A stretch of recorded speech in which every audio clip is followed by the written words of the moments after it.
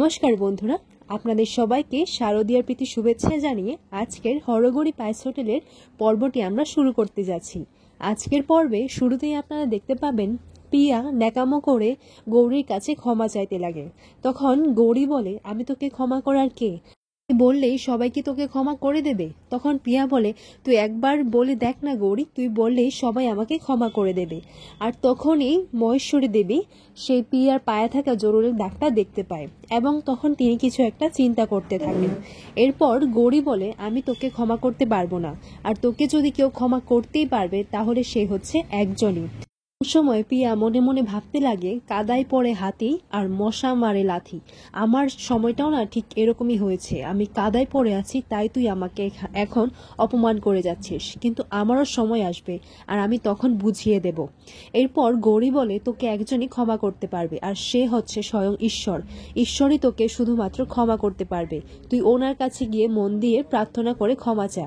এরপর পিয়া তার নাটক আবারও শুরু করে দেয়। পিয়া মহেশ্বরী দেবীর কাছে গিয়ে বলে যে, তুমি তো আমার ঈশ্বর মহেশমতি, তুমিই তো আমার ভগবান। এরপর মহেশ্বরী দেবীকে বলে, তুমি আমাকে ক্ষমা করে দাও না মহেশমতি।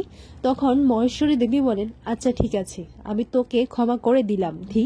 এই কথাটা শুনে বাড়ির সবাই অবাক হয়ে যায় যে মহেশ্বরী দেবী হঠাৎ করে পিয়াকে ধি বলল কেন। আর তখন পিয়াও মনে মনে ভাবতে লাগে, এই বুড়িটা আবার কি হয়েছে, হঠাৎ করে আমাকে ধি বলছে যে। এরপর ঠাম্মি বলে, আচ্ছা চল ধি দিদিভাই, গিয়ে একটু বসে আমরা কথা বলছি। আর প্রভাকর বলে, মা তুমি এটা কি করছো? তোমার কি মাথা খারাপ হয়ে গেছে নাকি? তুমি পিয়াকে ধি বলছো কেন? তখন মহেশ্বরী দেবী যখন পিয়াকে নিয়ে বসে তখন রুষা আর কল্পনা এসে পিয়াকে চেপে ধরে। তখন পিয়া বলে, তোমরা আমাকে এইভাবে কেন ধরে রেখেছো? ছাড়ো বলছি। মহেশমতি দেখো না কি করছে, আমাকে এভাবে ধরে রেখেছো কেন? তখন মহেশ্বরী দেবী বলেন, তুই জানতে চেয়েছিলিস না যে প্রমাণ আছে কিনা, যে গৌরী হচ্ছে আসল দি, আমার কাছে কোনো প্রমাণ আছে কিনা? সেই প্রমাণটাই আমি এখন দেখাবো। তখন রুদ্র বলে, মহেশমতি তুমি কোন প্রমাণের কথা বলছো?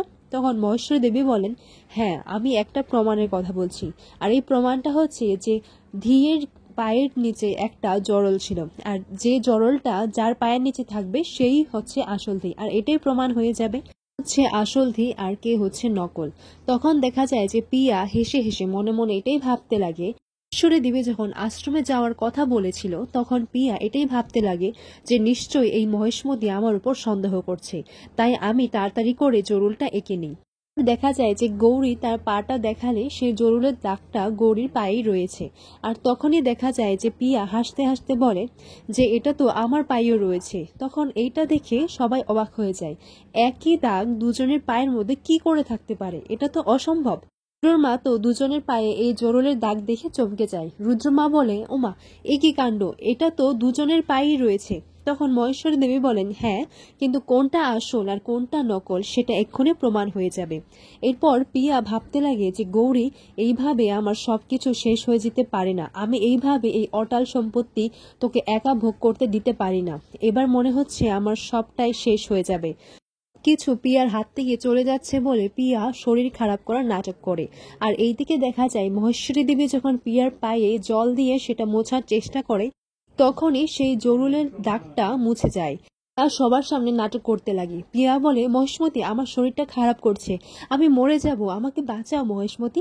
এরপর পিয়া অজ্ঞান হয়ে যাওয়ার নাটক করে, কারণ এখান তো প্রমাণ হয়ে গেছে যে পিয়া সবটা মিথ্যে কথা বলছিল।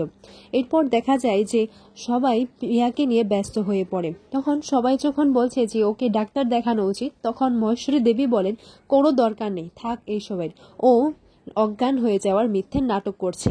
তখন ঋতুরাজা সবটা চেক করে বলে, না সবই তো নর্মাল আছে। তখন রুদ্রর মা বলে, যত বড় শত্রু হোক না কেন ওকে তো আমরা এইভাবে ছেড়ে দিতে পারি না, ওকে ভিতরে নিয়ে একটু শুইয়ে দিই। রুদ্র বলে, আচ্ছা ঠিক আছে, কিন্তু হ্যাঁ বাইরে থেকে দরজাটা লাগিয়ে দিও, ও যেন আর পালাতে না পারে, আমি পুলিশকে একটা খবর দিয়ে দিচ্ছি।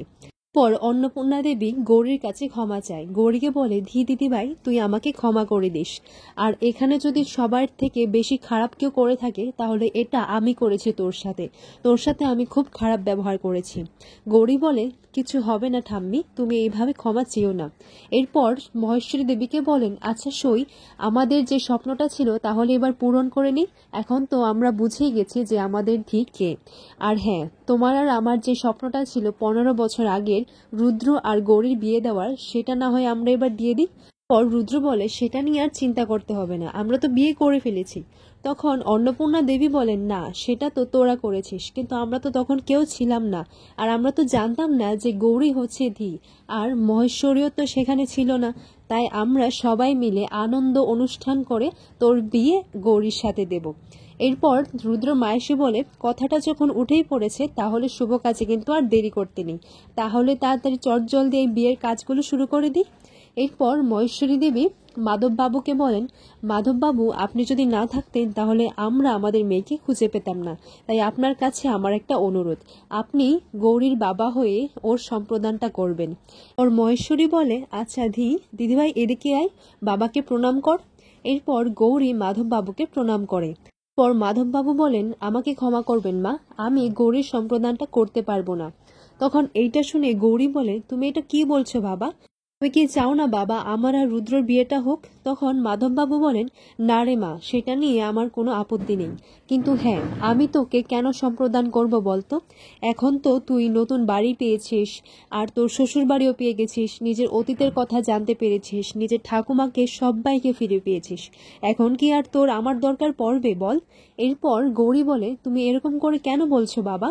তখন মহেশ্বরী দেবী বলেন, আপনি দয়া করে এরকম একটা কথা বলবেন না, দেখুন আপনার জন্যই তো আমি আমার নাতনিকে ফিরে পেয়েছি, আমি আমার মেয়েকে ফিরে পেয়েছি, দয়া করে আপনি এটা বলবেন না, আপনি ওর বাবা হয়ে ওর সম্প্রদানটা করুন। পর মাধববাবু বলেন, আপনি আমাকে ক্ষমা করবেন, আমি এটা করতে পারবো না। গৌরী বলে, কেন বাবা, তুমি কেন না করছো? তুমি কি আমার উপর অভিমান করে আছো বলো? তোমার কিসের এত রাগ আমার উপর, এটা তো বলবে। আমি জানি বাবা তুমি আমার উপর অভিমান করে আছো, কিন্তু কোন কথাটা নিয়ে, কোন বিষয়ে অভিমান করে আছো সেটা তো বলবে বাবা। তুমি কেন আমার সম্প্রদানটা করবে না? আর আমি ছোটবেলা থেকে তোমাকে বাবা বলে মেনে এসেছি, আর কদিন আগেই তো আমি আমার অতীতের কথা জানতে পেরেছি, আমার মা বাবা কে ছিল সেটা জানতে পেরেছি, কিন্তু আমি ছোটবেলা থেকে তো তোমাকেই আমার বাবা বলে চিনে এসেছি, আর সারা জীবন আমি তোমাকেই বাবা বলে ডাকবো। তোমার জায়গাটা আমি কাউকে দিতে পারবো না বাবা, বাবার জায়গায় আমি তোমাকেই বসিয়েছি। আচ্ছা বাবা, তুমি কি এখন আমাকে নিজের মেয়ে বলে মানতে পারছো না? তখন মাধববাবু বলেন, তুই শুরু থেকেই জানিস যে আমি তোকে আমার নিজের মেয়ে থেকেও বেশি ভালোবেসেছি, কখনো আমার নিজের মেয়ে থেকে তোকে কম ভাবিনি, তোকে ছোটবেলা থেকে আমি মানুষ করে এসেছি, আর তুই যখন একটু একটু করে বড় হচ্ছিস নিয়ে আমি স্বপ্নও দেখেছি, আমি তোর বিয়েতে তোর সম্প্রদান করছি তোর বাবা হয়ে, কিন্তু এটা তো আমার আর অধিকার নেই বল। আর হ্যাঁ, রক্তর জোরটাই না আলাদা হয়, রক্তের জোরই রক্তের কথা বলে। এরপর গৌরী বলে, তুমি এরকম করে কেন বলছো বাবা? মাধববাবু বলেন, তুই যদি সত্যিই আমাকে নিজের বাবা বলে মানতিস তাহলে কি তুই তোর বিয়ের কথাটা আমার থেকে আড়াল করতিস? আর তুই তো হয়তো এই কথাটা লুকানোর জন্যই আমার সাথে দেখা করতে গেলি না। রুদ্রবাবু আর প্রভাকর বাবু তো গিয়েছিলেন আমার সাথে দেখা করতে, কিন্তু তারাও তো কিছু বলল না। রুদ্র মনে মনে এটাই ভাবতে লাগে যে আমি আপনাকে কি করে বোঝাই মাধব কাকা, গৌরী এই বিয়ের বিষয়টা বলতে বারণ করেছিল, কারণ তাতে আপনি কষ্ট পাবেন। করো এটাই ভাবতে লাগে যে আপনি এটা বুঝতে পারলেন না যে গৌরী আপনাকে কতটা ভালোবাসে, আপনি কষ্ট পাবেন বলেই গৌরী আমাদেরকে সব বিষয়টা জানাতে বারণ করেছিল। গৌরী বলে, বিশ্বাস করো বাবা, আমি তোমাকে সবটা জানাতে চেয়েছিলাম, কিন্তু জানাতে পারিনি, তুমি কষ্ট পাবে বলে। তখন মাধববাবু বলেন, তুই কি সত্যিই চাইতিস? পর অন্নপূর্ণা দেবী এসে বলেন, আপনি গৌরীকে ভুল বুঝবেন না, আসলে রুদ্র আর গৌরী যে বিয়ে করবে সেটা তো আমরা কেউই জানতাম না। মাধববাবু গৌরীর উপর অভিমান করে থাকে, আর এখানেই আজকের পর্বটি শেষ হয়।